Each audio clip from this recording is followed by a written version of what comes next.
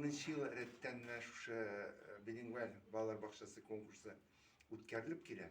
Bizden bu konkursta 228 bahçeyinde şu 10 yıl devrinde jеңүүчү isimine layık buldu. Şuna göre bu bizden için bir gerekli konkurs. Bağlar bahçelerinde şu işi terbiyeciler, müzikal yetekçiler, nasıl fizkulturu boyunca logopedler alar varsa da üzerinin şenliklerin, üzerinin hizmetlerin matur etip көрсәтәbilirler.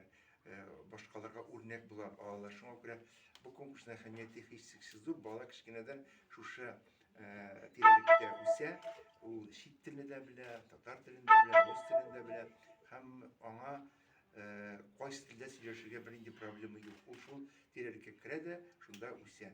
Min öyleyim, bu bizim için bir gerekli. Hazırki zamanda dillerini biliyor, ana üstürü hem saklamak. O bizim tüm maksatımız. Спасибо большое.